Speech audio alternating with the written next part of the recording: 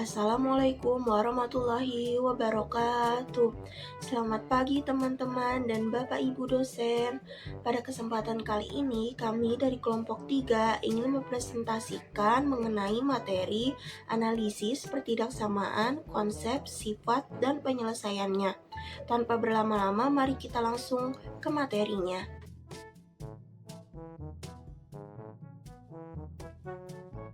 Masuk pada slide pertama, ada apa itu pertidaksamaan. Dalam kehidupan sehari-hari, kita sering tidak butuh jawaban yang tepat banget. Kita cukup tahu batasannya saja.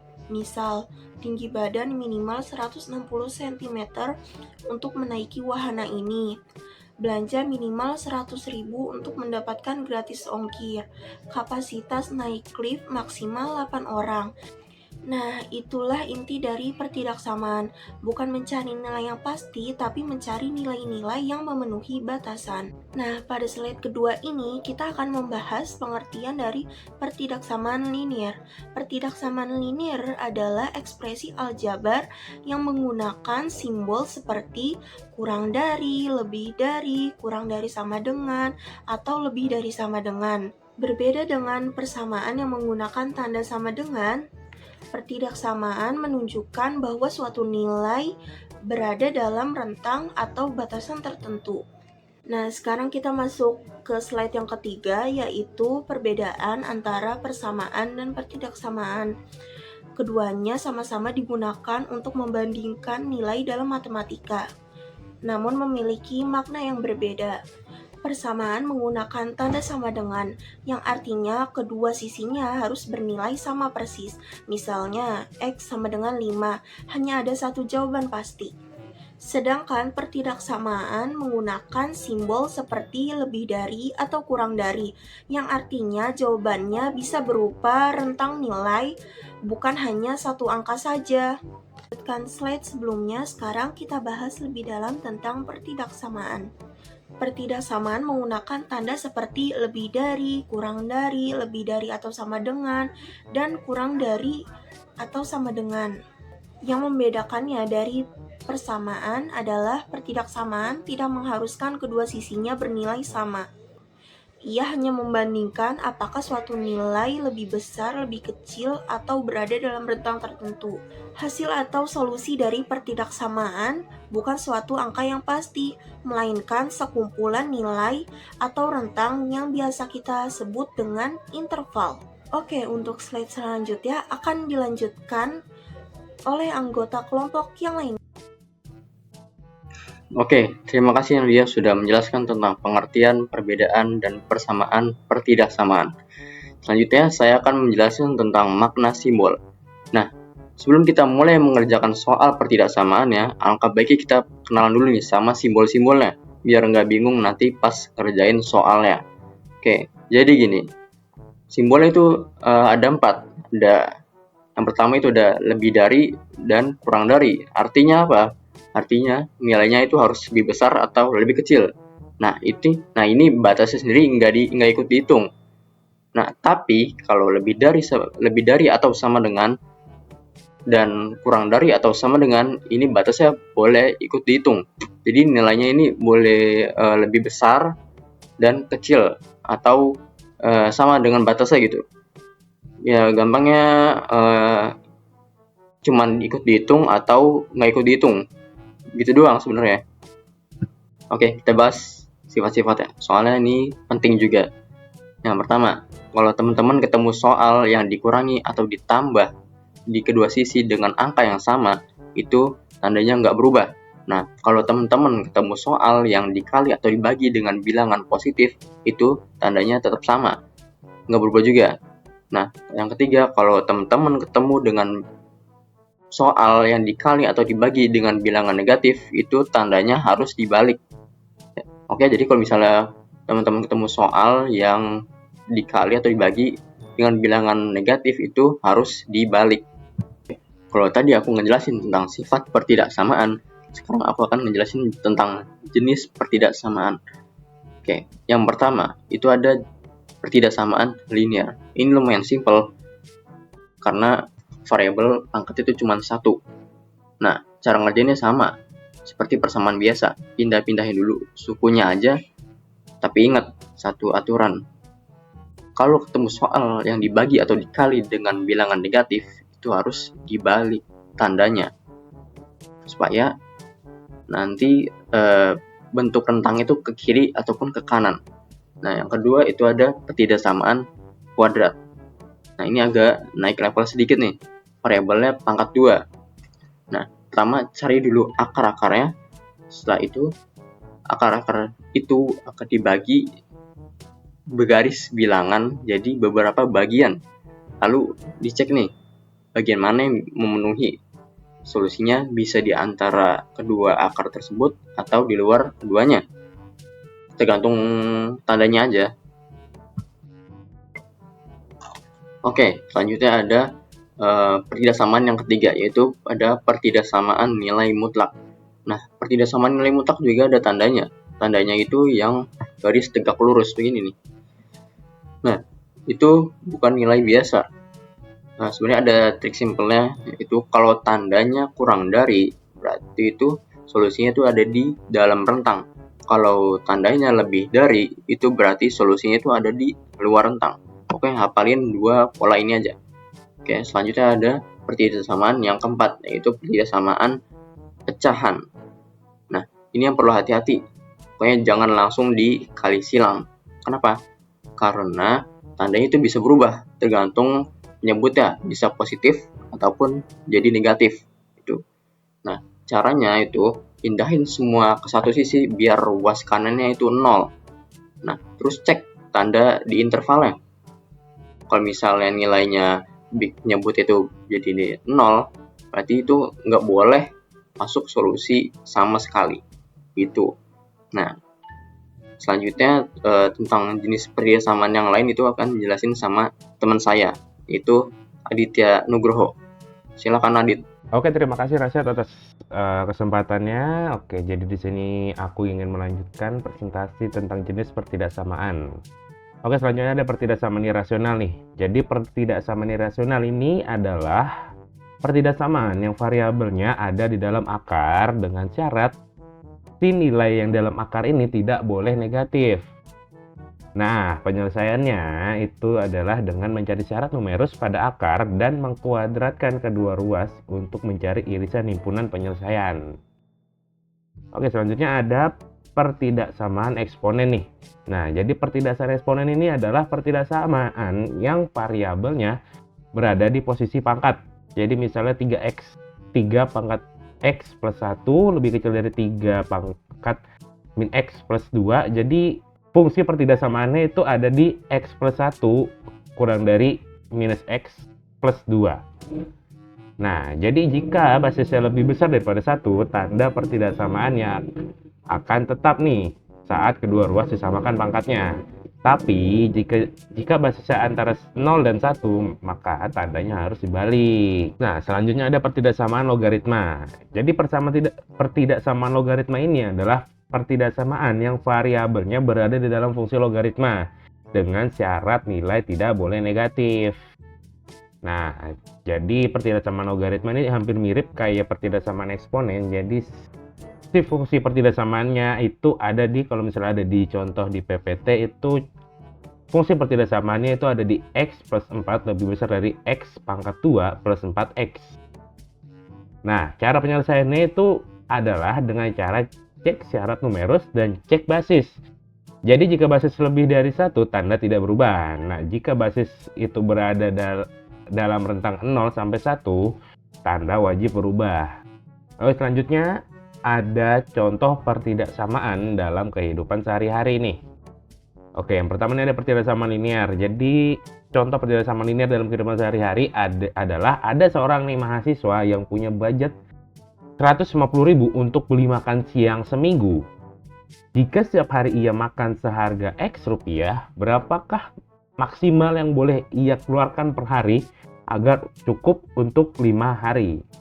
Nah, penyelesaiannya gampang banget nih guys. Jadi kita cukup bikin 5X kurang dari sama dengan 150 lalu 5-nya ini kita pindah ruas jadi 150 bagi 5, maka kita akan ketemu nih variabel X-nya itu adalah kurang dari sama dengan 30.000. Jadi si mahasiswa ini agar bisa cukup makan selama 5 hari, dia memiliki budget maksimal makan per harinya itu 30.000. Jadi pengeluarannya tidak boleh melebihi dari 30.000 tersebut.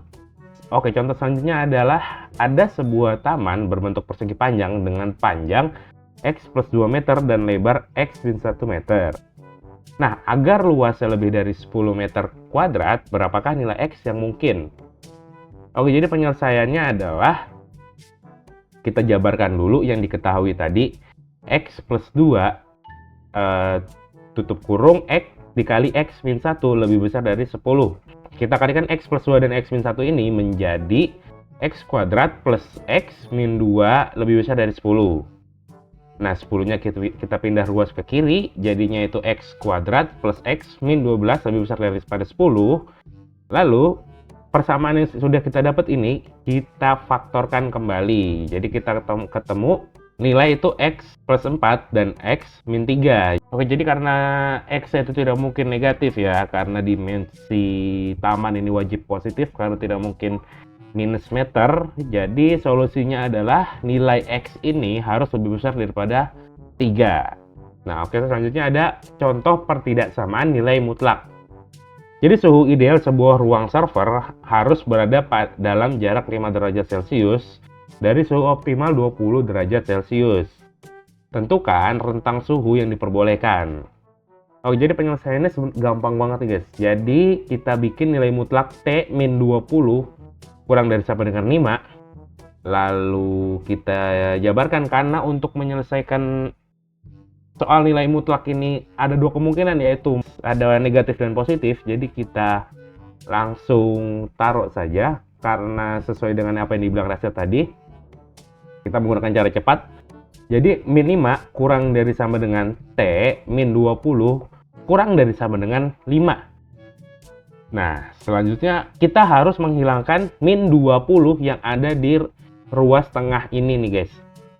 Dengan cara apa? Kita menambahkan plus 20 di ketiga ruas tersebut. Jadi min 5 kita tambahkan 20 menjadi 15. Minus 20 kita tambahin 20 jadi habis, jadi bersisa T aja. 5 kita tambahkan dengan 20 menjadi 25. Nah, jadi kita ketemu nih.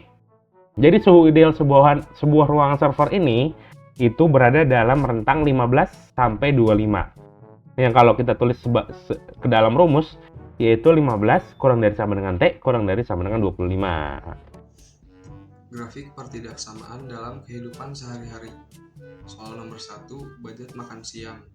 X kurang dari sama dengan 30.000. Jadi, pengeluaran makan per hari tidak boleh melebihi 30.000. Soal nomor 2, luas taman lebih dari 10 meter persegi. X lebih dari 3. Jadi, dimensi X harus lebih besar dari 3 agar luas lebih dari 10 meter persegi. Soal nomor 3, suhu ruang server. 15 lebih kecil dari sama dengan T lebih kecil dari sama dengan 25. Jadi, T dikurang 20 lebih kecil dari sama dengan 5. Semua suhu antara 15 derajat Celcius dan 25 derajat Celcius. Grafik dan garis bilangan. Apa itu grafik garis bilangan? Grafik garis bilangan adalah representasi visual berupa garis lurus mendatar di mana setiap titik melambangkan bilangan real tertentu dengan angka 0 di tengah, bilangan positif di kanan dan negatif di kiri. Bulatan kosong versus bulatan penuh. Bulatan kosong untuk simbol kurang dari atau lebih dari, artinya angka tersebut tidak termasuk solusi. Bulatan penuh untuk simbol kurang dari sama dengan atau lebih dari sama dengan, artinya angka tersebut termasuk dalam solusi. Titik pusat 0, angka 0 berada di tengah sebagai pemisah antara bilangan positif dan negatif. Arah dan skala, kanan untuk positif, kiri untuk negatif. Jarak antara angka skala harus selalu konsisten. Panah ujung menunjukkan bahwa garis bilangan berlanjut hingga tak terhingga di kedua arah. Grafik kuadrat. Apa itu grafik kuadrat? Fungsi kuadrat adalah fungsi yang disusun oleh persamaan kuadrat berbentuk umum f(x) sama dengan ax kuadrat plus bx plus c dengan a tidak sama dengan 0. Grafik fungsi kuadrat berbentuk nonlinear dalam koordinat kartesius yaitu berupa parabola. Ciri-ciri grafik kuadrat: yang pertama, berbentuk parabola. Yang kedua, grafiknya simetris. Dan yang ketiga, grafiknya hanya memiliki titik maksimum saja atau titik minimum saja, tidak keduanya. Pada gambar di samping, jika bentuk parabola ke atas, artinya A lebih besar daripada 0, dan jika bentuk parabola ke bawah, artinya A lebih kecil daripada 0. Ada 3 macam rumus yang bisa kita pakai untuk merumuskan fungsi kuadrat berdasarkan grafik, yaitu jika pada grafik diketahui 2 titik sembarang pada sumbu X, maka menggunakan rumus Y sama dengan A, X dikurang X1, X dikurang X2. Jika pada grafik diketahui titik puncak, XP dan YP, dan satu titik sembarang, maka menggunakan rumus AX dikurang XP kuadrat plus YP. Jika pada grafik diketahui 3 titik sembarang, maka menggunakan bentuk umum fungsi kuadrat yaitu Y sama dengan AX kuadrat tambah BX tambah C. Lalu gunakan eliminasi untuk mencari nilai A, B, dan C. Oke, selanjutnya ada contoh soal linear satu variabel nih. Jadi berapa nilai X dari 4X min 17 kurang dari sama dengan 7. Nah, caranya gampang banget nih. Kita hanya perlu memindah ruaskan ke tempat yang memiliki suku yang sama.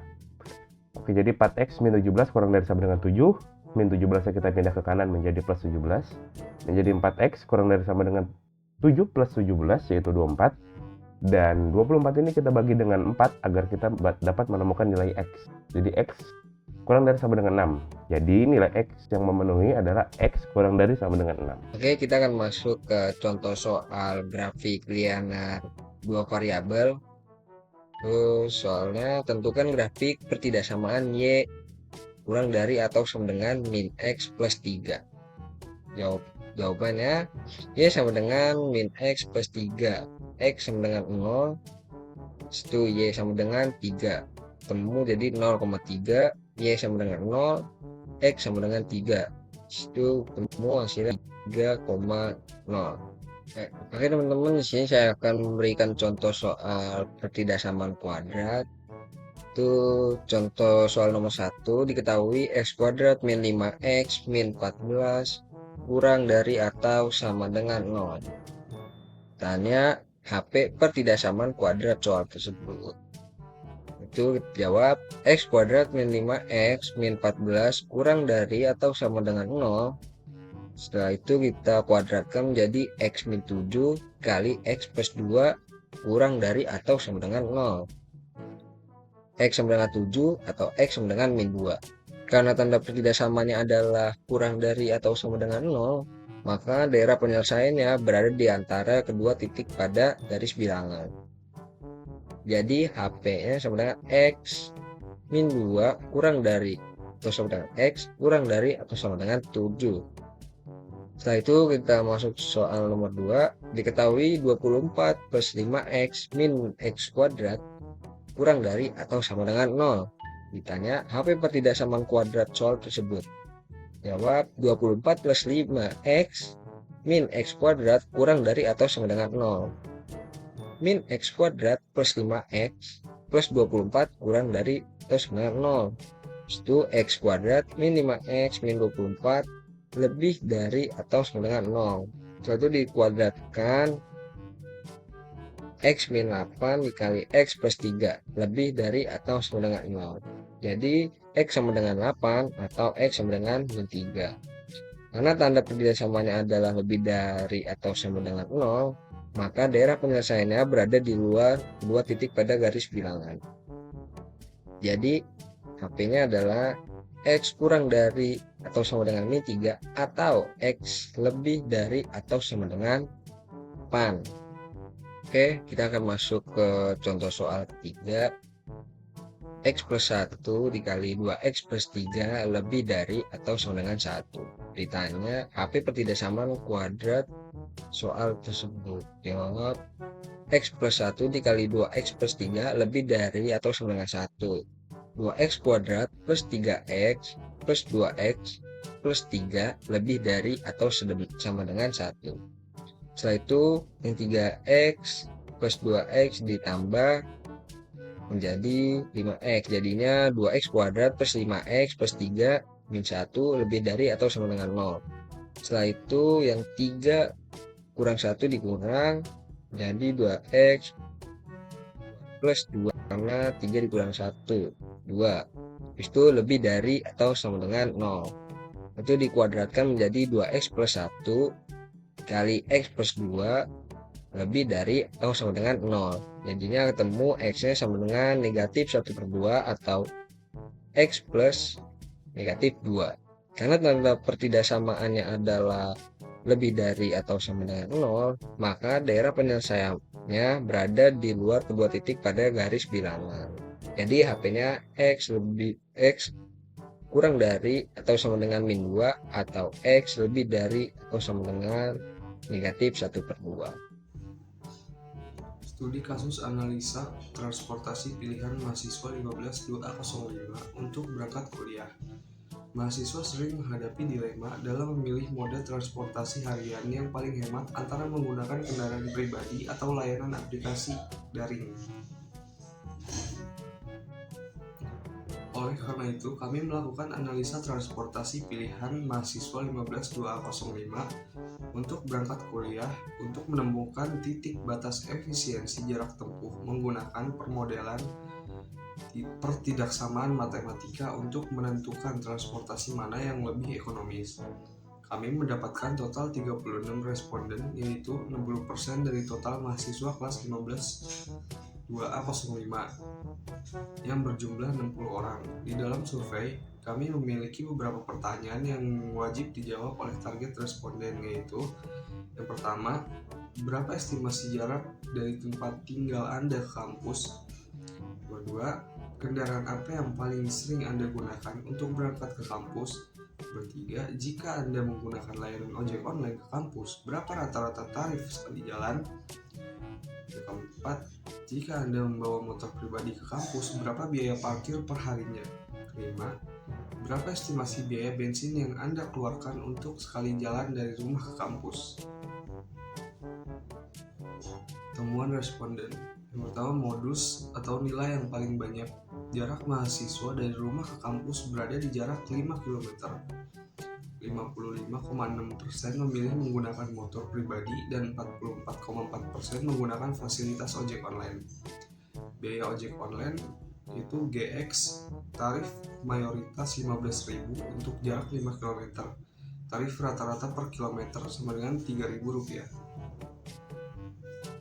Temuan responden untuk biaya motor pribadi atau FX. Biaya bensin Rp2.000 untuk jarak 5 km atau per kilometernya itu Rp400. Biaya parkir kampus itu Rp2.000 per hari. Permisalan. Misal X jarak tempuh dari rumah ke kampus dalam kilometer. Fungsi biaya motor pribadi FX sama dengan 400X ditambah 2000. Fungsi biaya ojek online GX sama dengan 3000X. Syarat motor pribadi lebih murah ketika FX lebih kecil daripada GX. Penyelesaian 400X ditambah 2000 lebih kecil dari 3000X. 2000 lebih kecil dari 3000X dikurang 400X. 2000 lebih kecil dari 2600X. X sama dengan lebih besar dari 2000 per 2600. X lebih besar dari 0,769. Kesimpulannya, menggunakan motor pribadi secara konsisten akan lebih murah dibandingkan ojek online jika jarak rumah ke kampus lebih dari 0,77 km. Karena jarak terdekat mahasiswa hasil survei adalah 1 km, Maka penggunaan motor pribadi sangat direkomendasikan untuk seluruh mahasiswa demi efisiensi finansial. Untuk jarak sangat dekat di bawah 1 km, berjalan kaki adalah alternatif paling sehat dan ekonomis. Biaya Rp0.